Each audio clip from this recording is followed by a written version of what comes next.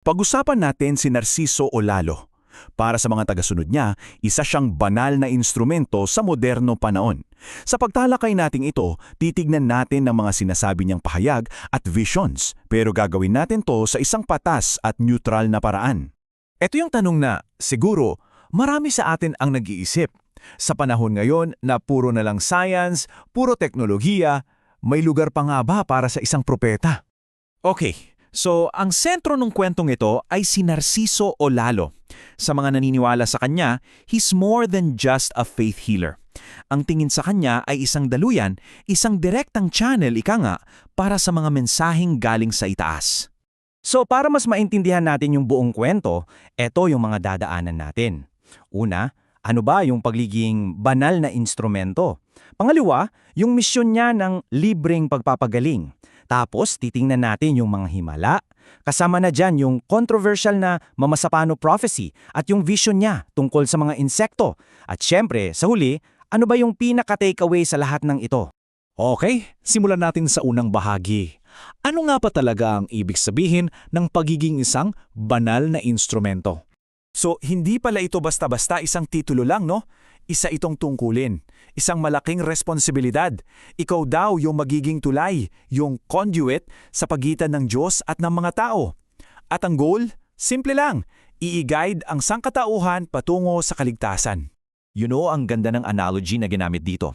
Isipin nyo raw, isang malinaw na salamin sa bintana. Yung salamin mismo, wala namang sariling ilaw, di ba? Pero hinahayaan niyang dumaan yung liwanag ng araw para pailawin yung nasa loob. Ganyan daw exactly ang role ni Olalo. Siya yung window pane, yung malinaw na daluyan ng divine light. Okay, so kung isa kang instrumento, paano mo ito isasabuhay? Dito na ngayon papasok yung core ng mission niya, yung mandato ng walang bayad na serbisyo. Ito yung isang bagay na talagang strikto para sa kanya. Bawal na bawal tumanggap ng bayad kahit isang sentimo. Kasi para sa kanya, ang divine grace, yung pagpapagaling, regalo yan. At hindi mo pwedeng presyuhan ng isang regalo. Kaya naman, lahat ng serbisyo, pati pagkain sa mga krusada niya, laging libre. So, para sa mga gustong sumunod, merong 3-step spiritual mandate. Simple lang daw yan. Una, sincere repentance. Pagsisisi sa lahat ng kasalanan. Pangalawa, complete renewal, pagbabago ng buhay. At pangatlo, syempre, unwavering faith kay Hesukristo. Yan yung tatlong haligi. Sige, bukod sa misyon, ano pa ba yung mga sinasabing pruweba na isa nga siyang channel for miracles? Dito na natin sisilipin yung mga spiritual gifts na sinasabing merong siya. Okay, ito yung mga claimed abilities niya. Una, yung pagpapagaling daw ng malulubang sakit gamit lang ang boses niya. Pangalawa, yung kakayahang makita yung mga tinatagong kasalanan ng mga tao, buhay man o patay na.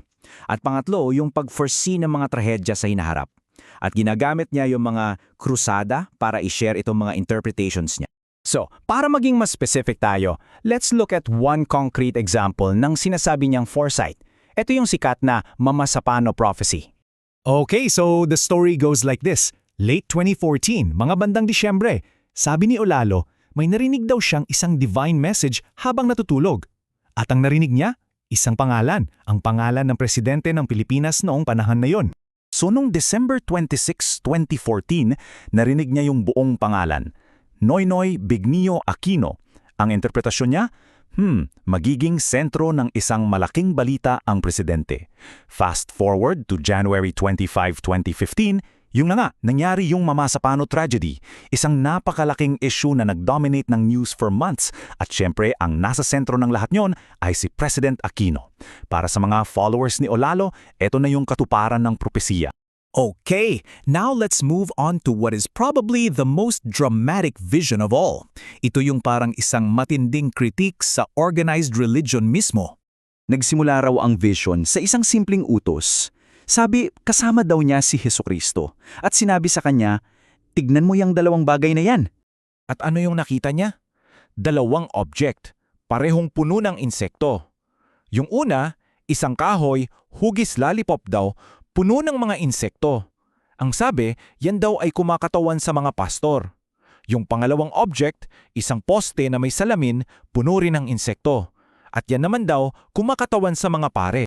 At dito napapasok yung napakatinding analogy. Sabi sa vision, Inihalintulad daw niya yung mga insekto sa surot. Bakit surot? Kasi they suck the blood of the people. Isang mabigat na alegorya, di ba? Para sa mga religious leaders na sinasabing, sinasamantala ang mga tao. Grabe yung sumunod na nangyari sa vision. Sinubukan daw niyang patain yung mga insekto. Inilagay niya sa nagbabagang uling, pero hindi namatay. So ano yung naging hatol? Dahil hindi sila basta-basta mapuksa, they must be placed in hell. Yan daw yung final judgment. Pero may isang crucial detail pa. Sa gitna ng lahat, may isang insektong may hawak na note nagsasabing nagsisisi na raw siya. Pero ang naging sagot daw ni Jesus, nasaan ang kanilang pagbabago kung nasa dati pa rin silang gawi? It's a powerful point. Ang pagsisisi ay hindi lang puro salita.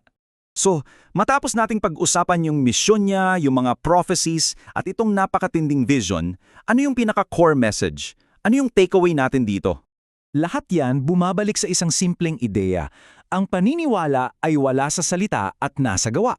Hindi sapat na sabihin mo lang, kailangan ginagawa mo. Kailangan isinasabuhay mo. Yun daw yung tunay na pananampalataya base sa mensaheng ito. At dito tayo magtatapos sa isang tanong para sa ating lahat. Ano man yung pananiniwalaan natin, ano kaya ang sagot sa tanong na ito?